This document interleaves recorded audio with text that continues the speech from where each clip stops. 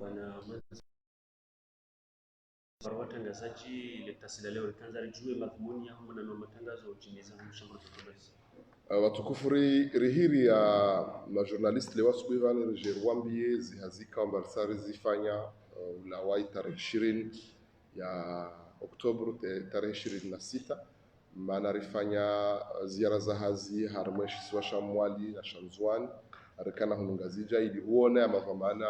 wezi chambre de commerce ruone mavamana na mabaza zikawa wasandiso habili ambao kama kandida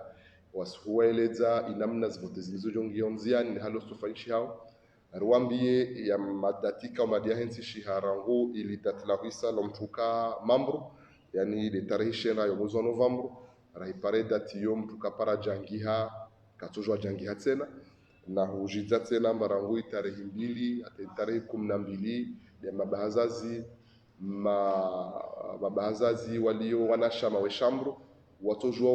wa hensi zikandidature zao bimana tarehe 12 ya hivira katojua aja hensi kandidature tena hunu wa worsarbaya zibist na nisize tena wanadamu na mavamana pia tarehe 25 ya Novemba delifanya uzivote avo remihiri ntena van leo ilijerim makinisheni ambao makatiba wa makatibe ka mbasari yatoa yatwende sozvoti yakayavunguha hawa makatiba ya handa tuka makavungwa manari ya dala ya kupangwa ya kurengeledzewa ya hisa de sharia shitwende sozvote shoshipangwa na sharia shedeza namna zvote stufanyshi hao zote mbili tofauti moja yoka general moja yo eleza zaidi ntongozo zisa reja tanavani jerimakinishe ya mavamana ikao ambado endo bazi mchaguzini amba wantu ikao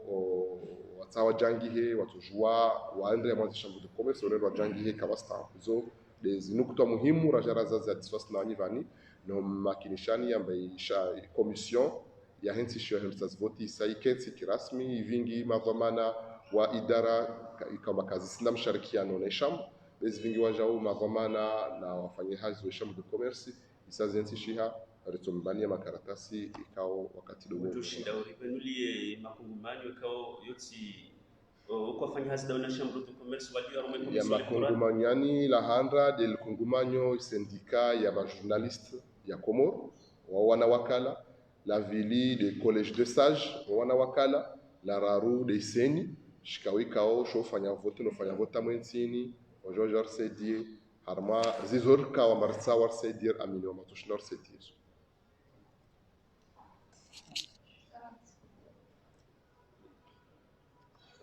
Monsieur le secrétaire général, vous avez tenu une conférence de presse. Quel est l'objectif de cette conférence de presse tenue ce matin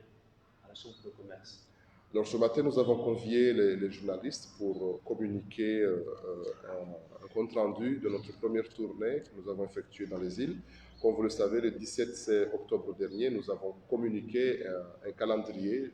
des activités électorales. Et l'une des premières activités consistait à organiser, à réaliser des missions dans les îles pour lancer officiellement ce processus au niveau des chambres de commerce, rencontrer les organisations patronales et les organisations du secteur privé, rencontrer aussi les candidats déclarés et les quelques opérateurs pour informer du dispositif qui est mis en place pour justement organiser ces élections. Donc cette tournée, cette première phase a consisté à rappeler, à informer les parties prenantes de la date d'ouverture des dépôts des candidatures. C'est une période qui commence du 2 au 12 novembre. De la date limite pour les adhésions à la Chambre de commerce, c'est le 9 novembre. Et bien sûr, rappeler le jour du scrutin qui est fixé le 25 novembre. Alors, au-delà de cette date, il sera compliqué pour une personne,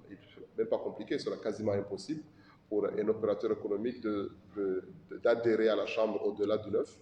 de faire acte de candidature au-delà du 12 et de venir faire acte de vote au-delà du 25. Donc nous avons fait cette première phase, cette première tournée pour sensibiliser l'ensemble des acteurs